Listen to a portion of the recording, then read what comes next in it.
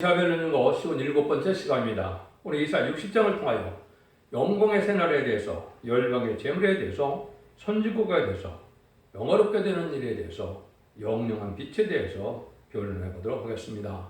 본전 50공장과 같이 아주 흑암의 때에, 온 세상이 흑암에 잠긴 때에 하나님께서는 동방에서 영광을 들어오는 강한 역사가 나타나게 되는 데는 사명의 기대자가 숨은 종의 역사가 나타나므로 이제는 완전 변화의 말씀의 빛의 역사로서 세상을 정복해야 될 것을 말씀하는데요. 말씀의 빛으로 남은 백성을 가리게 하시고 이제는 말씀의 권세로 세상 권세를 정복해서 세계 통일의 평화를 이름으로 이제는 하나님의 뜻을 이 땅에 이루어서 완전한 영광의 새날을 건설하는 데 있어서는 그 선지국가인 한국에서부터 먼저 영광이 나타날 것을 말씀하셨다. 이렇게 볼 수가 있는 겁니다. 그래서 결국은 이 말씀의 빛으로 재림들을 영접할 10만 4천 명의 변호성도가 일어나게 되고 이제는 세상을 심판하여 세계 통일의 평화를 이루는 것이 하느님의 천지창조의 목적을 달성하는 일이다. 이렇게 볼 수가 있는데 그 영광이 참으로 인간 것은 상상할 수 없는 영광이 나타나게 되어 있는데 이사 60장만큼 소망이 넘치는 것이 다시 없을 것이라고 생각할 정도로 아주 소망 중에 다 이루어지게 된다. 이렇게 볼 수 있습니다. 먼저 1절입니다. 일어나라 빛을 발하라 이는 네 빛을 잃었고 여호와 영광이 네 위에 임하였습니다.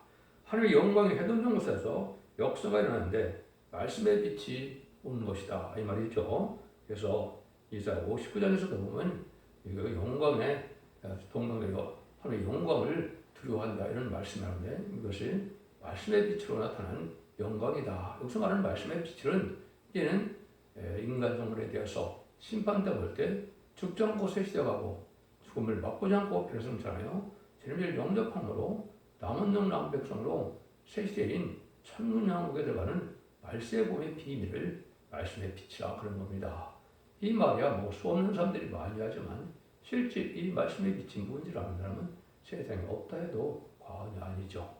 있을 수가 없는 일이 이루어지는 것이죠. 그래서 그 일들이 맞아 이제는 선지들이 꿈꾸던 모든 예언서가 실제 한국에서 다 성취가 되므로 이 일이 이루어지게 된다. 이렇게 볼 수 있는 겁니다. 그래서 여러분들은 이 말씀을 얼마나 참으로 소망이 넘치는 말씀인지를 말씀을 드리면 먼저 선지국가가 되는 부분을 조금 말씀을 드리겠습니다. 여러분들이 이제는 뭘 볼 수 있느냐? 마태복음 21장 19절에 보면 길가에 사는 무언한 걸 보시고 거리로 가서 잎사귀 밖에 아무것도 얻지 못하시고 다음에 이르되 이제부터 영원토록 내가 열매를 맺지 못하리라 하시니 무언한 것과 마른지라. 마태복음 21장 19절에 예수님이 직접 이렇게 기적을 행하셨죠. 때가 이른 무화과 나무니까 당연히 열매가 없는데 그 열매가 없는 그 나무를 저주함으로 영원히 열매를 맺지 못한다. 이렇게 말씀하셨거든요. 이게 큰 의미가 있는 거죠. 여러분들 시편 118편 20절 23절에 보면 건축자의 보리들이 모퉁이돌이 머리돌이 되었다. 이 말씀이 하는 말씀인데 그대로 이루어진다. 우리 눈에는 기이하지만 하나님은 작정된 일이다. 이렇게 말씀하시죠. 이 일이 이루어지는 것이죠. 그래서 건축자의 보리들이라는 것은 초림의 주가 이 땅에 오셔서 성경들의 예언대로 오셨지만은 주님을 그대로 영접하지 않고 십자가 못 박혀 죽일 것을 아시고 그 역할을 하는 것이 이 바로 이스라엘 백성들의 무화과나무의 역사다. 이렇게 볼 수 있는데 그래서 예수님이 이제 자기를 영접하지 않을 것을 알고 요한복음 1장에 보면 자기 땅에 왔을 때 영접하지 아니한다 그랬죠. 그 일들이 이제 이루어지는 것이 이제 마태복음 21장 39절에 보면 이제 포도원 밖에서 그 아들을 죽였다 이렇게 얘기했죠.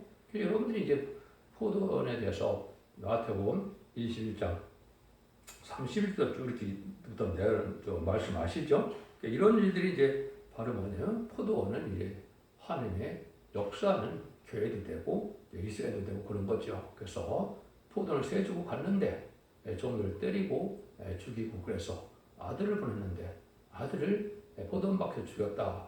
여기서 마태복음 21장 39절에 나오죠. 그것이 바로 예수님이 건축하러 오셨는데 왕복권으로 오셨는데 저거는 버렸다 이 말이거든요. 그런데 그걸 끝나는 것이 아니고 이제 모퉁이돌에 머릿돌이 되었다 이랬죠. 그래서 그것을 주님께서 마태복음 21장 42절 30절에서 그걸 말씀하시죠. 그래서 우리는 내 기하당을 읽어본 적 없느냐. 그러므로 내가 너희에게 이르노니 하나님의 나라를 너희는 뺏기고 그날은 열매 맺는 백성이 받으리라 그랬죠. 그래서 이스라엘 백성들은 왕국권 운동을 맡은 그 사명을 빼앗긴 거고 열매 맺는 백성은 떠도는 선지관 한국을 뜻했다. 이렇게 볼 수 있는데 이것이 그래서 동방 땅끝에 해돋는 날에 동방의 역사, 세례 역사가 일어난다. 우리 예언서가 다 그렇게 돼 있거든요. 그래서 계시록과 이사야를 보면 그 명백한데요. 그래서 그 일들이 이루어지는 것이 이제 결국 언제냐? 마태복음 24장 이제 2절에서부터 쭉 보시면 예수 인간으로의 될 일을 쭉 증조 예언을 하시죠. 그것이 20세기에 다 이루어졌죠. 그래서 예수님 또한 뭐라고 그럽니까? 32절, 34절에 보면 무화과나무의 비유를 배우라. 그 가지가 연하여지고 잎사귀가 내면 여름이 가까운줄 아나니 이것이 너희도 모든 일을 보거든 인자가 가까이 문 앞에 있는 줄 알라. 내가 진실로 너에게 이르노니 이 세대가 지나기 전에 일이 다 이루리라. 예수님은 다시 무화과나무 비유를 합니다. 무화과나무 잎이 나고 가지 나면서 그것은 여름이 가깝다. 이렇게 하죠. 때가 온다 이 말이죠. 이것이 그래서 결국 1948년 5월 14일에 이스라엘이 건국되고 1948년 8월 15일에 한국이 건국됨으로 이것이 응해져서 결국은 이것이 사명국가가 1948년 8월 15일부터 한국으로 넘어온 것이 모퉁이 머릿돌에 되는 심판주 역사가 나타난 걸 보여준 것이죠. 그래서 그 말세 복음의 비밀의 역사가 아까 일어나 빛을 발하는 말세 복음의 비밀의 빛이 이루어지는 것이다. 이렇게 볼 수 있는 겁니다. 이런 일들이 이제 성경으로 쭉 이루어지는 과정에 여러분 자세한 것은 촛대중앙교회 홈페이지에 들어가시면 수없는 성경이 응하는 과정을 다 자세히 말씀을 드렸습니다. 지금 시간상 간단히 볼 수밖에 없는데요. 보라 어둠이 땅을 덮을 것이며 캄캄함이 만민을 가리우리며 오직 여호와께서 네 위에 임할 것이며 영광이 그 네 위에 나타내라. 이러나 빛을 발할 때 온 땅에는 어둠이 땅을 덮고 캄캄함이 만민을 가리운다. 여기에는 한 명도 이해가 있을까요? 없을까요? 한 명도 이해가 없습니다. 다 흑암에 빠지고 다 여기에 본 것처럼 이제는 만민을 덮는 캄캄함이 왔다 이 말이죠.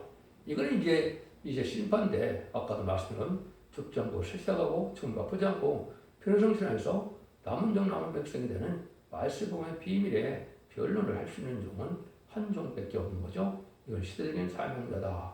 그래서 이사 50장 11절에는 숨은 종인 사명의 계대자가 나온다. 그래서 하나님의 손권에 감춰놨던 덮어놨던 종이 나와서 일을 하게 될 때 온 세상을 흑암이 잠길 때다. 이거는 이제 세상은 어떻게 되었습니까? 공산당이 나타나서 이제는 하나님이 없다. 그래서 무신론 유물론의 사상이 세상을 뒤덮고 있죠. 그래서 하나님도 없고 사람도 영혼도 없다는 세상에 대해서 살 길을 알지 못한 거죠. 또 검은 머리 던전에서 물질보다 하나님보다 물질을 더 사랑하는 그런 시대가 왔죠. 그 다음에는 이제는 청왕명할 시대가 마지막으로 오는 건데 이것은 바로 이제 협상 시대가 와서 결국은 좌파 정권이 지금 그 일을 했죠. 근데 이렇게 6장 8절 보면 청왕생활을 따라가는 자는 사망과 음부다 그랬죠.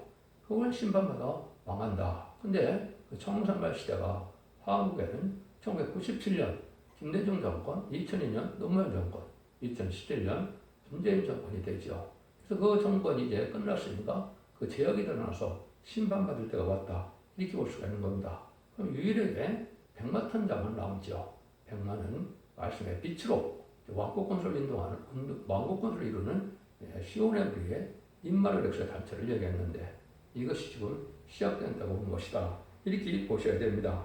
그래서 세상을 이렇게 유물론 사상, 또 과학 만능 사상, 물질 만능 사상, 또 인간의 지식주의, 인본주의 사상, 또 반기독교적이고 또 이제 음란투패한 헬레니즘 사상으로 세상이 꽉 찼죠. 그래서 망할 길로만 가고 있는 세상에 이 말씀의 빛만이 유일하게 살 길이다. 이렇게 보는 겁니다. 3절입니다.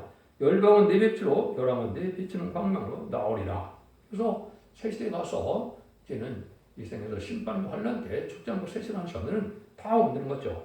열방에 온 생에서 내 빛은 말씀의 빛으로 오고 열왕도 내 광명으로 나온다. 세상 왕들도 소용없습니다. 이제는 세상 권세가 다 끝나니까 이 말씀의 빛을 들어와서 일단 생명을 가져야 거기서 권세도 나오고 그런 거 아니겠습니까? 이것이 이제 임마진수랑 4천명을 이루는 비밀이고 능히 셀 수 없는 건물에 백성을 모으는 비밀이 여기에다 있는 것이죠. 그것이 기록 7장 2절에서 4절까지는 시장 4천명을 모으는 방법.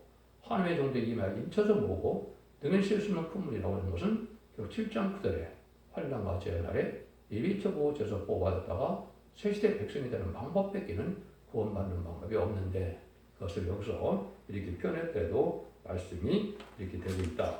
이렇게 볼 수 있는 거죠. 4절 5절입니다. 내 눈을 들어 사면을 보라. 우리가 다 모여 내게로 오느니라. 네 아들들은 원방에서 오겠고 네 딸들은 안겨 올 것이라. 그때 네가 보고 희색을 바라며 네 마음이 놀라고 또 화창하리니 이는 바다의 풍부가 내게로 돌아오며 열방의 재물이 내게로 오리라. 모든 무리가 물어올 때 열방의 재물이 다 온다는 것이죠. 이게 이제 하나님께서 새로운 임마지수한 4천 모을 때 되어진 일인데요. 근데 네 아들들은 원방에서 오고요. 원방은 이제 북미나 이제 유럽을 뜻했습니다. 왜 그러냐? 거기는 야벳의 장막이기 때문에 그렇습니다. 한국은 여기 이제 여기 딸들이라는 말을 폈는데 이것은 셈의 장막인 한국을 중심은 아시아를 뜻한 겁니다.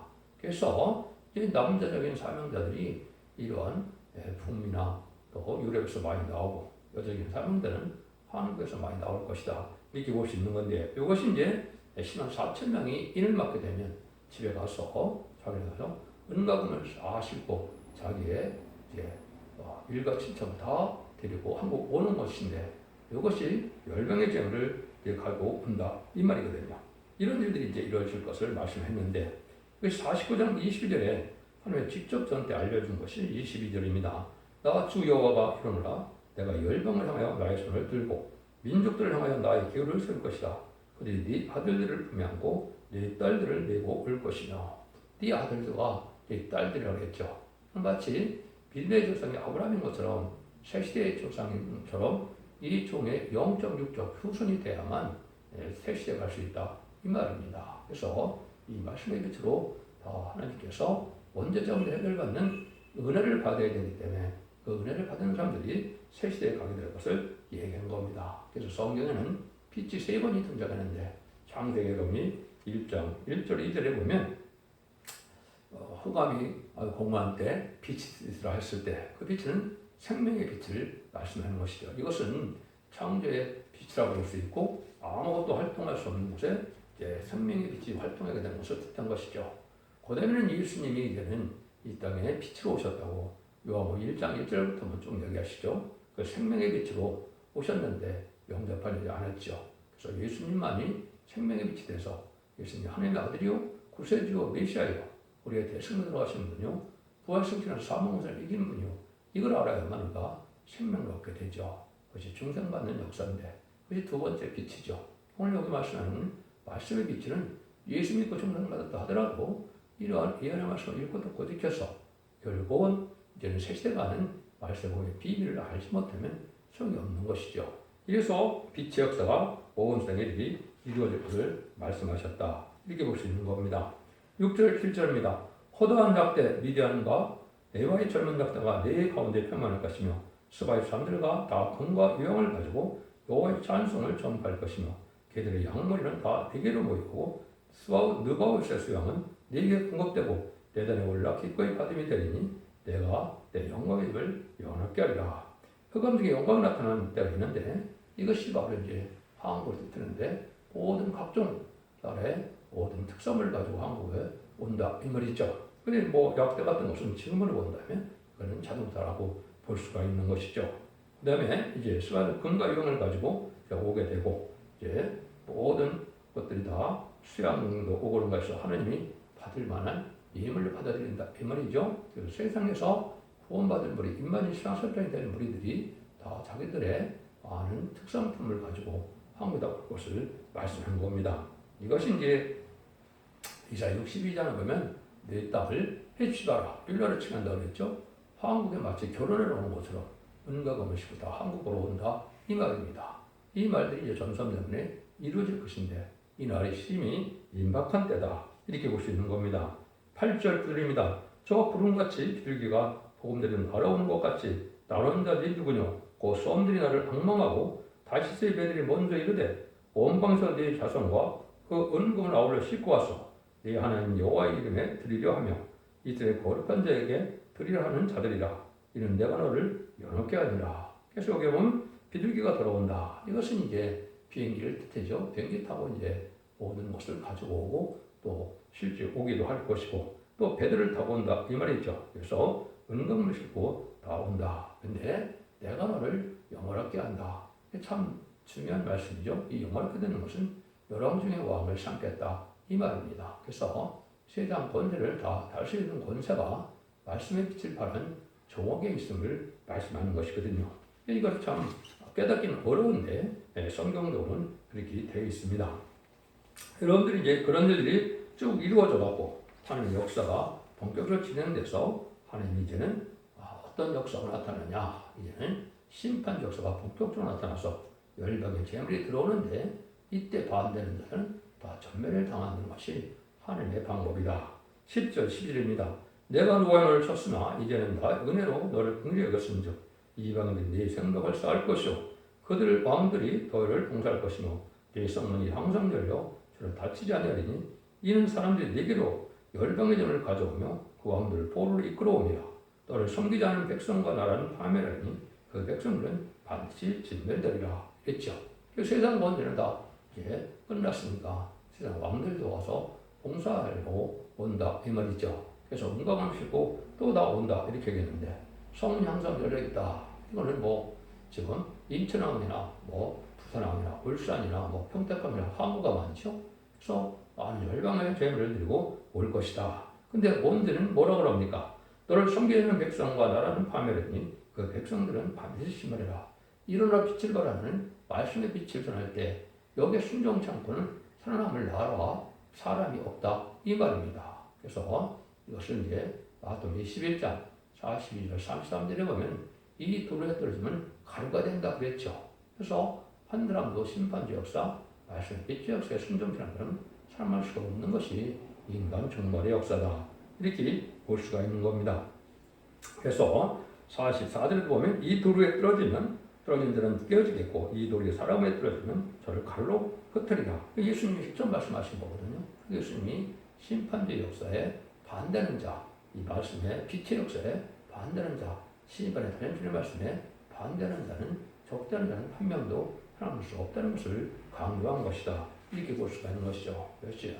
다니엘서 2장에 보면 뜨인 돌이 이제는 열 발가락을 치죠. 그 열 발가락 열하게 때인데 이제 나중에 나오면 이제 미국과 소련이 해당되는데 그래서 소련이 맞으면 망하는 것이 아마겟돈 전쟁이고 그때가 이 세상 모든 우상과 같은 세상은 없어지고 영원히 멸망치 않을 나라가 이루어지게 되는데 그것이 천년왕국이고 천년왕국이 이제는 부흥세까지 이루어지니까 영원한 나라다 이렇게 표현을 하신 겁니다. 13절에서 14절입니다. 네 번의 영광 곧 잣나무와 소나무와 황양목인데 함께 내게 이르러 내 거룩한 곳을 아름답게 할 것이며 내가 나의 발들 곳을 거룩게 할 것이라.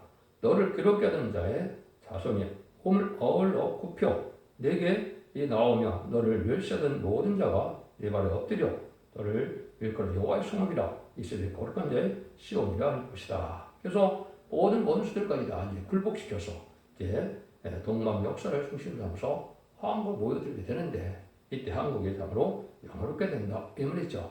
각종 나무로 이제는 그 꾸밈을 당하고 아주 영화롭게 당하는 것을 볼 수가 있는데 이 한국이 아주 이제 영화롭게 될 것을 말씀하시는 것이죠. 이래서 그를 여호와의 성읍이라 하나님의 말씀이 나타나서 말씀이 임한 산을 여호와산이라는 것처럼 말씀대로 이루어지는 그 역사의 나라가 여호와의 성읍이고 여호와의 도시가 된다 이 말이거든요. 진리의 성읍이다 이렇게도 말씀하시죠. 이것이 바로 이제 한국을 중심으로 해서 세계통이라는 역사가 본격적으로 진행되는 것을 보여주는 것이다. 그래서 전삼년 만에 이제는 이렇게 영광의 새나라가 선진권이 이루어지시고 이제는 아마겟돈 때 세계통일이 이루어지므로 세상은 세계통일의 평화왕국인 천년왕국의 안식시대를 이루는 것이 계시록 20장 4절에 그리스도와 더불어 천년왕국 왕노릇 한다고 주님이 말씀하신 것이죠. 그 말씀대로 이루어진다.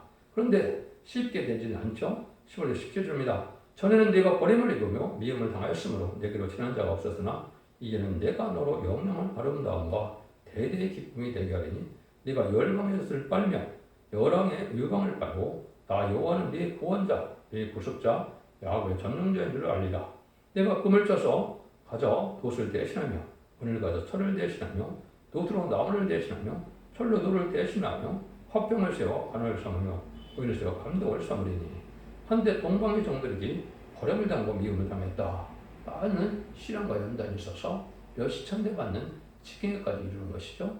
지금까지 아무도 알아주지 않지만은 하나님의 그런 과정을 통해서 낮아지고 겸손한 점에 대해서 하나님이 들었을 때 절대적인 권세능력이 마음으로 하늘 권세 땅의 권세를 아울 받음으로 세상을 다 정복하게 하는 역사가 있게 된다 이 말입니다. 그래서 하나님께서는 이렇게 이제는 처음에는 이렇게 어려움을 겪어서 남들이 주목하지 않고 무시하고 멸시해서 찾아오는 자도 없고 이런 데 있었지만은 전 세계 열방의 재물만 오는 것이 아니라 열왕도 또 모든 백성도 말씀을 들다 오게 되는 때가 온다. 이것이 전선민의 역사다. 이렇게 볼 수 있는 겁니다.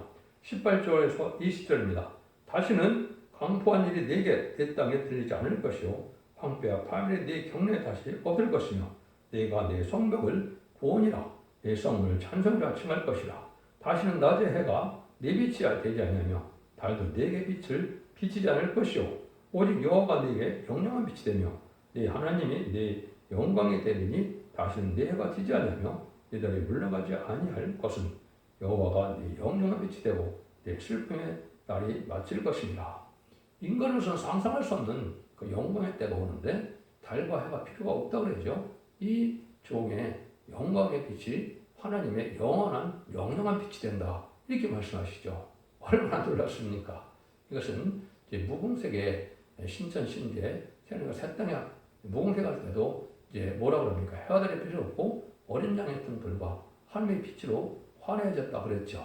그 하나님의 영광의 빛으로 살게 되는데 이 천년왕국은 바로 이 말세상의 빛으로 살게 되는 것이다. 이렇게 말씀하니까 정말 어떻게 인간으로서 이해할 수 없는 일이 벌어지는 것이죠. 그래서 하나님은 말씀의 종교고 진리의 종교고 그렇기 때문에 이 말씀의 빛대로만 하나님이 역사를 해서 말씀의 영광이 나타나는 것이 바로 한국인데 거기에 지도자가 세상의 지도자가 되었다. 이렇게 이제 말씀하신 것이다. 볼 수가 있습니다. 그래서 그 일들이 이 계시록 21장 24절에 보면 이렇게 말씀했죠. 만국이 그 빛 가운데 다니고 땅의 왕들이 자기 영광을 가지고 거리로 돌아오리라. 무궁색으로 간다 이 말이죠. 이건 새 시대의 왕권의 영광을 가지고 무궁색에서 다시 천년 왕노를 태고 난 다음에 세세 왕권의 축복을 다시 받게 된다 이 말입니다. 그러니까 천년왕국의 왕이 되는 것이 그만큼 중요한 것이죠. 그 방법은 인마진 10만 4천 명에 들어가는 방법밖에는 없는 것이죠. 물론 이제 순교자들이 되기는 했지만은 순교자들이 이미 다 끝난 것이고 이제는 변화성도가 그 일을 한 것이고 순교자는 왕권을 받지만은 직접적인 지휘권보다도 이제 왕권을 통참하는 역사로 진행이 되죠. 참모로 진행된다 이렇게 볼 수가 있는데요. 이런 일들이 이제 이루어지는 것이 인간의 마지막 역사다. 21절 22절입니다. 네 백성이 다 의롭게 되어 영영이 땅을 차지하리니 그들이 나의 심은 가지요 나의 손으로 만든 것이로서 나의 영광을 나타낼 것이죠. 그 작은 자가 천을 이루겠고 약한 자가 강을 이룰 것이며 때가 되면 나 여호와가 속히 이루리라. 그래서 하나님이 이제는 하나님의 나라를 이루게 된다. 구약에서는 이제 하나님의 나라가 신약에서는 이제 예수님의 그리스도의 나라가 되는 거죠. 그것도 다니엘서는 그걸 성대 나라라고 이제 다니엘서 7장 20절에 말씀하셨죠. 이런 말씀대로 이제는 완전한 성전의 그리스도 나라가 이루어져서 12지파가 땅을 나눠서 이스라엘 백성들을 왕국을 차지했던 것처럼 인간성으로도 이제 이만희 10만 4천 명이 계시록 7장에 나오죠. 그들이 이제 세상을 다 다스리게 되는데 이렇게 아주 강국이 되어서 다스리게 된다. 이때는 이제 마귀의 세력, 악의 세력은 하나도 없으니까 그냥 평화로운 세력으로서 강하고 아주 이제 영광의 나라로 세상을 다스리는 천안식 시대가 온다. 에덴 동산이 완전히 회복되어서 이제는 재앙과 저주가 없는 눈물 고통 질병 재앙이 없고 사망이 없고 다함이 없고 해함이 없는 이런 완전한 축복의 동산을 이루게 된다 이 말입니다. 여러분들 이만큼 더 소망되는 말씀이 있겠습니까?